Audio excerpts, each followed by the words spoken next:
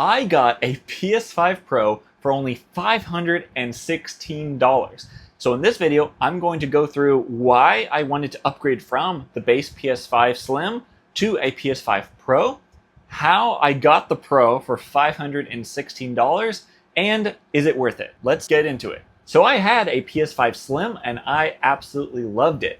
And I've always wanted to push the boundaries of my gaming setup, so I got an OLED TV, which is a huge upgrade. I highly recommend getting an OLED TV. I got the PS Portal, I got the PSVR 2, I got different controllers, and the one thing I did not have was the PS5 Pro.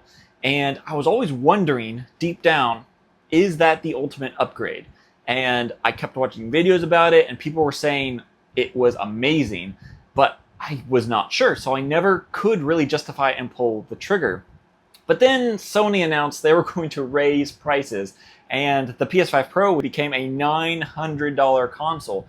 And so I had a small window to decide, do I buy the PS5 Pro for cheaper? And I waited, and the prices went up because I didn't do anything. So then I'm like, okay, well, the PS5 Pro is definitely out of my range, and my PS5 Slim will have to do me just fine. And it did. The PS5 Slim is amazing, and I absolutely loved it. But then one time, as I casually do, I look on eBay, and I found a listing for two PS5s as a bundle in an auction.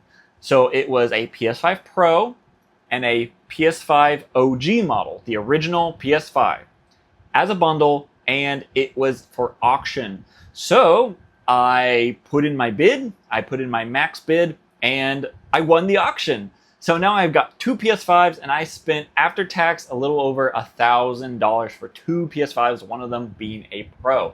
So this was looking pretty good. I was planning on selling the OG and get the PS5 Pro's price down if they were working properly. I had no way to know if these things actually worked except the word of the seller. So both PS5s come in, and they were a little grimy. So I did some cleaning up, and both worked just fine. I did a lot of testing on them, and they were actually in really good condition. So I now have two PS5s, well, technically three PS5s now, a Slim, an OG, and the Pro. Now I need to sell the OG. So through my videos, I had a spare 1TB SSD. I had some extra controllers. I had a charging base that kept the PS5 OG cooler. I had like little cooling fans inside. So I made a bundle and I sold it on Facebook Marketplace for $475, I believe, which brought my total down for the PS5 Pro to $516. And I still had my PS5 Slim with that. So that's not even counting after I sold the Slim, but which I did finally sell to a friend and was able to give them a really good deal. But I'm not even counting that in the price. So PS5 Pro is here.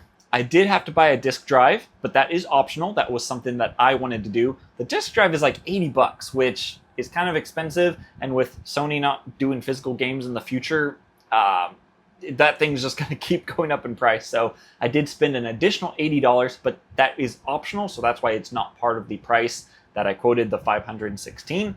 So PS5 Pro has been working phenomenally, and I got it at such a good deal because I got a bundle and I was able to bid on it, and I won the bid, and then I was able to sell the second one for a really good price. So I have had my PS5 Pro for a few months now, and you cannot tell that it is a secondhand model. It is working perfectly. So my encouragement to you is, before you buy something brand new, just check the used market. There's plenty of Facebook market, there's plenty of eBay listings, there's plenty of secondhand markets where people are just trying to sell the consoles that they bought and they don't use, so they need to sell, so they are willing to give it a discount just to get rid of it. And that's where you can take advantage of that. Yes, sometimes used is not the best option, and having the brand new one is the best, but you are paying a price for that. But I've gotten my OLED TV, my PS5 Pro, my Switch 2, my Switch OLED.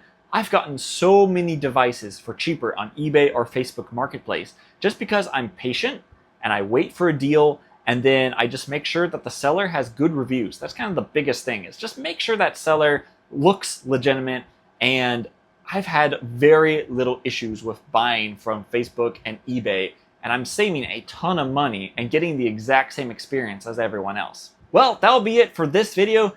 If you want to learn more about my thoughts on the Steam Machine, I'll have a video right here. If you aren't already, make sure you're subscribed and that you like this video, and you have any questions down below, make sure you ask them because I am very active in my comments. So thank you for watching, and I'll see you in the next video.